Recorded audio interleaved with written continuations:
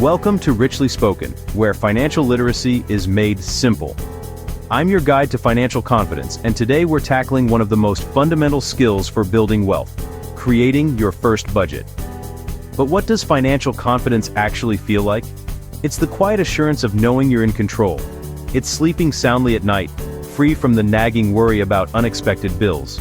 It's the power to make choices based on your dreams and aspirations, not out of fear or necessity. It's the freedom that comes from having a plan, and that plan starts with a budget. Now, I know what some of you might be thinking. The word budget can conjure up images of deprivation, of saying no to everything fun, of being chained to a complicated soul-crushing spreadsheet. If that's you, I've got great news. It's time for a major reframe. A budget isn't a cage, it's a roadmap. It doesn't tell you where you go. It shows you the clearest, most efficient path to get exactly where you to be. Without a plan, our money can feel like it just disappears. We get to the end of the month wondering where it all went, living in a state of low-grade financial anxiety. That feeling of uncertainty, that's the real restriction. A budget is the antidote. It replaces that financial fog with clarity, that stress with control, and that uncertainty with confidence. And where do you want to be? Maybe it's finally moving into your own place, with furniture you actually picked out. Perhaps it's saving up for that dream trip you've been screenshotting for years. Or maybe it's something more immediate, like paying off that nagging credit card debt or building an emergency fund so that a flat tire is just an inconvenience, not a full-blown crisis. Whatever your goals are, a budget is the powerful tool that turns those dreams from someday into a concrete, achievable plan. It's the instruction manual for your money, written by you, for you. So, how do we do it? Over the next 10 minutes, we're going to break it down into 5 simple, actionable steps. This isn't going to be abstract theory. This is a practical workshop. First, we'll start with the most important part: defining your why. We'll connect your financial goals to your life goals, giving your budget a powerful purpose. Second, we'll get into the nuts and bolts of tracking your money, where it comes from, and, more importantly, where it goes. Don't worry, I'll show you some simple tools that make this painless. Third, we'll explore different budgeting methods. Because there's no one-size-fits-all solution, we'll look at popular strategies like the 50-30-20 rule and the zero-based budget, so you can find the perfect fit for your personality. Fourth, we'll talk about setting up your system and putting it on autopilot. The best budget is one you don't have to constantly think about. And finally, we'll cover how to review and adjust your budget, because your life changes, and your budget should be flexible enough to change with it. And along the way, we'll tackle some of the biggest fears and common mistakes. Worried about what you'll discover when you track your spending? We'll talk about how to approach that data with curiosity, not judgment. Afraid you'll have to give up your morning coffee or nights out with friends? I'll show you how a budget actually for the things you love by helping you spend intentionally. The goal here is not perfection, it's progress. My promise to you is this: by the end of this guide, the word budget will no longer be a source of anxiety. It will be a source of empowerment. You'll have a clear, personalized plan that puts you firmly in control of your financial destiny. You'll have the tools and the confidence to start building a life of freedom, security, and choice. This is the first, most crucial step toward building real, lasting wealth. So if you're ready to trade financial stress for financial success, you're in the right place. Let's begin. Before we dive into the how, let's talk about the why. If the word budget makes you think of spreadsheets and deprivation, let's reframe that. A budget isn't a financial straitjacket. It's a roadmap for your money. It's the tool that puts you in the driver's seat, empowering you to direct your money where you want it to go. First and foremost, a budget is your #1 weapon against financial stress. You know that low-grade anxiety when a bill is due, or the fear of an unexpected expense. A budget replaces that uncertainty with clarity. By tracking your income and expenses, you gain a crystal clear picture of your financial situation. You're no longer guessing, you're planning, which is incredibly empowering. Next, budgeting is the accelerator for your life goals. Whether you dream of traveling, buying a home, or paying off debt, those goals require capital. A budget helps you systematically carve out money for these aspirations. Instead of just hoping you'll have something left over, you're intentionally paying your future self first, turning abstract dreams into tangible, achievable targets you can track. Life is unpredictable. a car breaks down, or you face a surprise medical bill.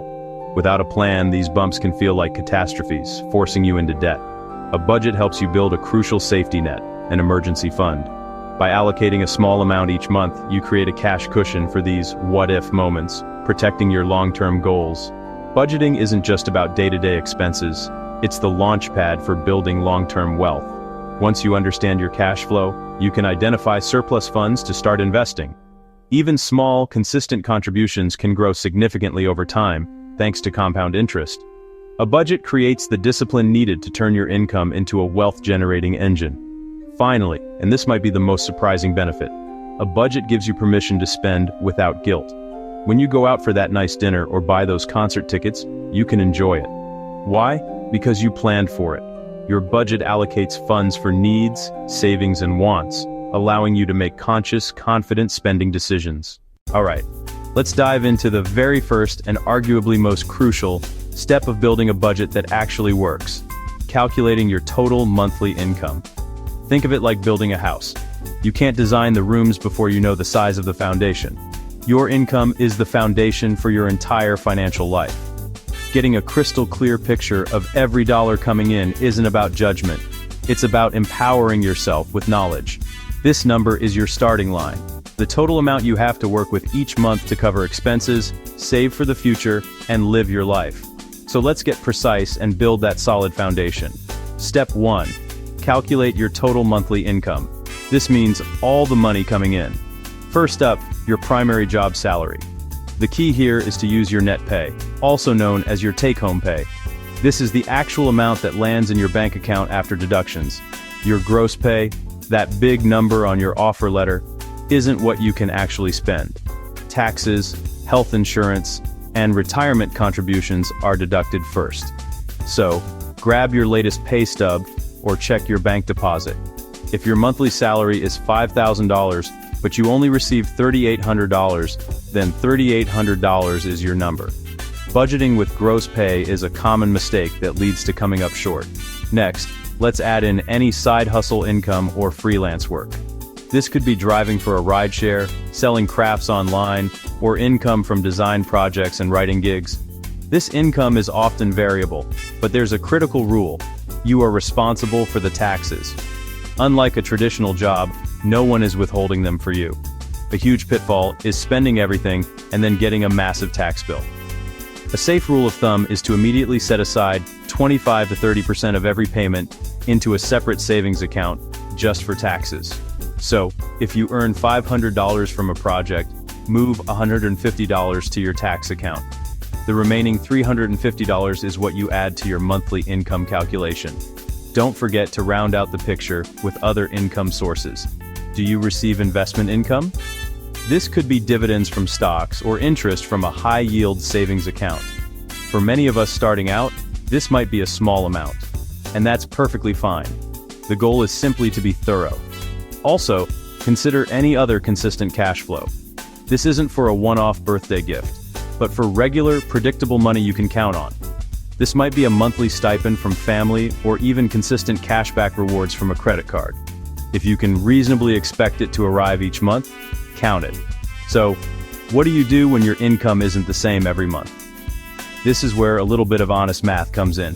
If your income fluctuates, you need to calculate an average. Look back at your income for the last 3 to 6 months. Add it all up and divide by the number of months.